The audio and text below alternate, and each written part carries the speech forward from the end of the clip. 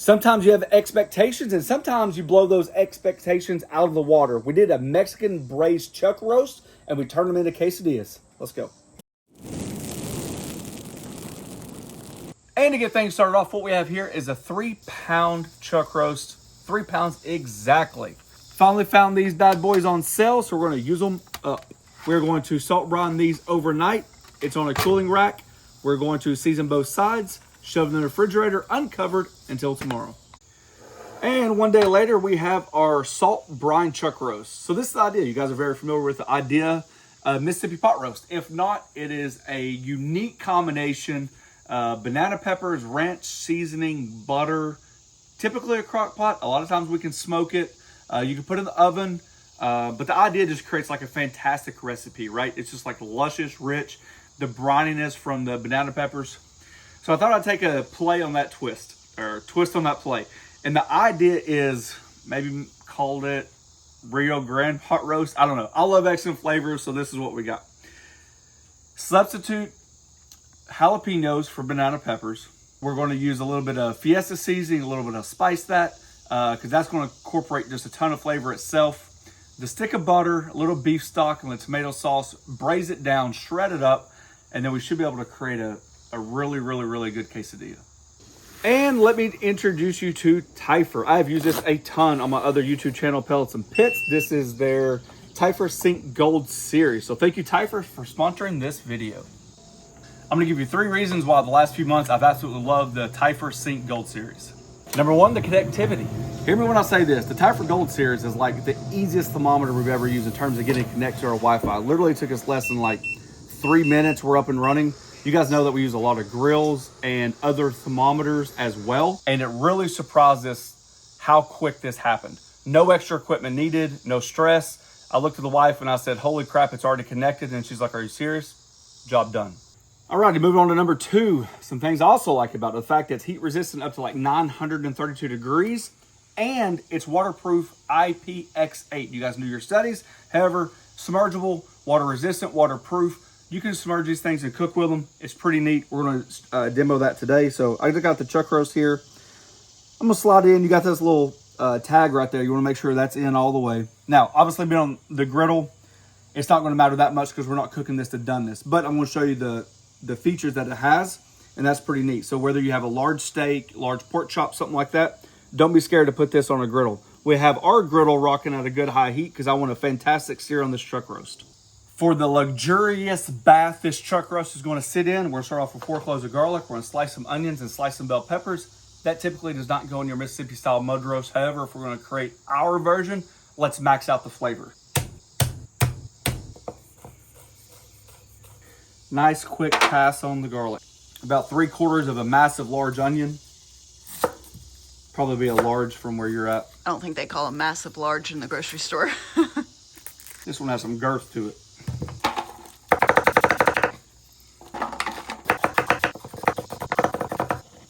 Probably not much bell pepper, so let's just say a half a bell pepper. 1 jar of sliced jalapenos in the juice.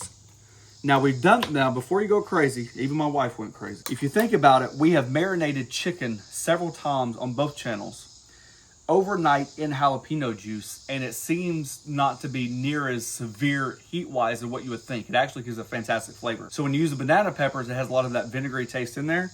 So that's where the idea came from. Oh, look, little carrot for a little flavor. Got 1 stick of butter, about 1.5 tablespoons of that Fiesta seasoning, and the same amount for that spice that. It's got that jalapeno in there as well. Tomato sauce. I do it with all my chuck roast. I just thought it'd be fitting considering we need a little bit of acidity, a little tomato action anyways because of the flavor profile. Just like that. All right, griddle super hot. You guys see that we're smoking right here. No reason to turn on the whole griddle. Nice landing zone, little avocado oil. We're just looking to create a fantastic Maillard reaction on this chuck roast. Remember now, since that thermometer is heat resistant up to 932 degrees, no problem's been on a griddle this hot.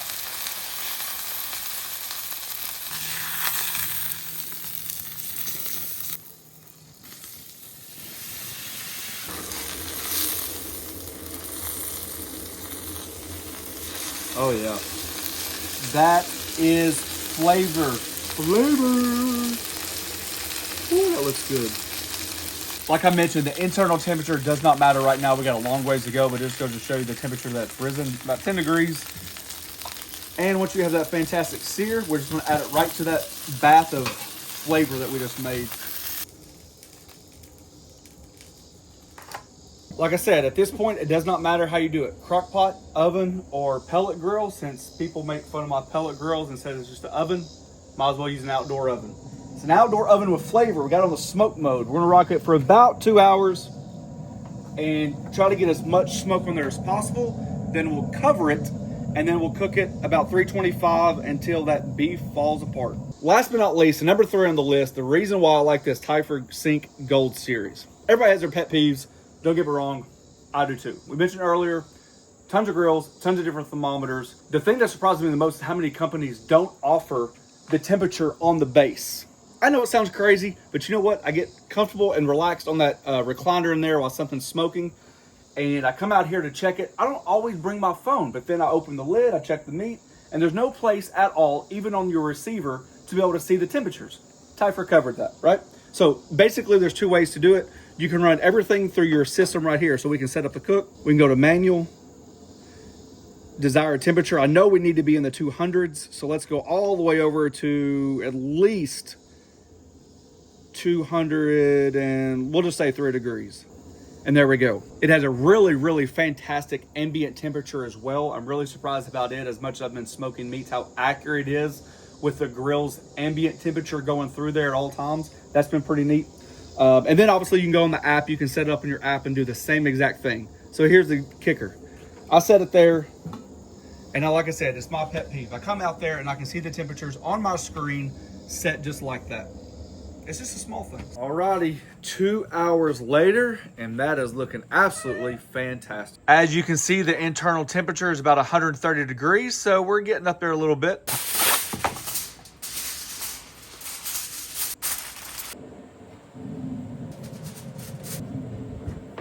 I'm gonna check it for the first time. And really all you're doing is checking to see how tender it is. I would say it's still tough. I'm gonna take the lid off of it so that way it can start evaporating. And we're gonna give it several more degrees. So let's check it on at like 206 to 208. Woo!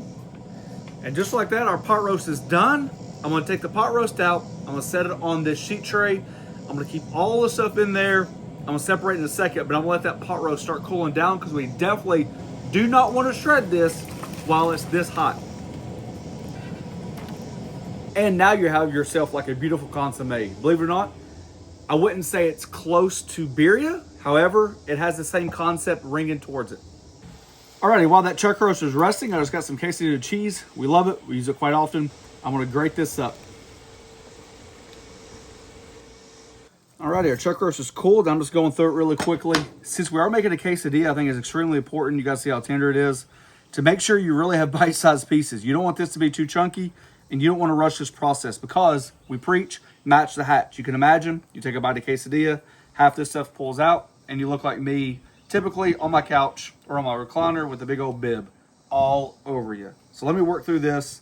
You can see right here, it worked out fantastic. We've tasted the beef off camera, as you can imagine, and it has picked up a ton of flavor. Also, too, you want to make sure you go through those fat deposits and get those clean as well, because you don't be eating this stuff in a quesadilla. I would not think so. There are certain recipes that you make throughout your journey, and before you even get to the finish, you know it's going to be dang good. We both agreed that the spicy level was a little bit too much for us to handle. I was not surprised because it was jalapeno heat. You know, like it's spicy, but doesn't really linger. But once you shred the beef, the heat goes away. So far, the flavor impact of what we've done is through the roof. The beef is phenomenal. So super excited to keep going on. We got the griddle warming up and we're about to make those quesadillas. Alrighty, to wrap things up with Tyfer, remember, the good thing about this probe is since it's like that water resistant style, you don't have to worry about accidentally dropping in the sink. You don't have to worry about cleaning up to a certain point and not getting water, XYZ. Wash this son of a gun, be done with it, put it back in your little thing. If you guys are interested, check out the link below. I have a description. This is the 2 probe model. They have a 4 probe if interested. Gotta be honest with you, this thing has been super impressive. What I didn't mention earlier was out of all the testing I'd done on pellets and pits, I'd only charged it one time. When I got it, I charged it up, and we did everything from briskets, we did ribs, we've done chicken, and this thing has been phenomenal. So definitely hold your charge. Super impressed by it. If you guys are interested, check it out. Like I said, I reserved that juice.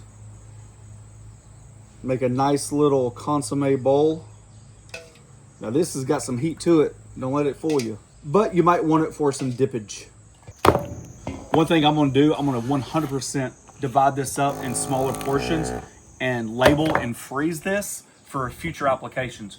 No clue what we're gonna use it for yet. However, I think it'd be great for soups, stews, you know, you name it, I don't know, but it is. Oh, you could even use it for like chili. Yeah, you can. Whatever it is, this broth right here is on point. Alrighty. I'm gonna make one right here. Griddle's on low. Come back in with a little cheese. Hit it with that shredded beef. I'm gonna top it off with some of those vegetables. The onions, the bell peppers, all those jalapenos. Heck, even if a carrot gets in there, I could tell my kids I had a vegetable today. Just very light work with that sauce. Heck, if you wanted to thicken up with a little cornstarch, you could probably do that. Not much, because you don't want this to be soggy. And just a little bit more cheese. We'll be able to fold it over. Alrighty, I'm gonna fold this over and make one more.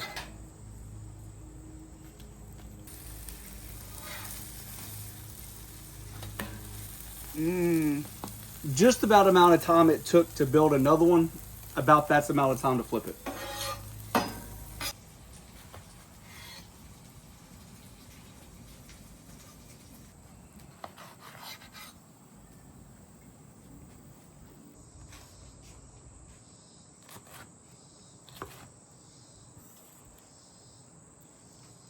That is no joke. Ooh, little cheese, little cheese, little cheese. However you want to serve it, that is completely up to you. There's no doubt that that dippage gotta be a little strong, but it's gotta be good.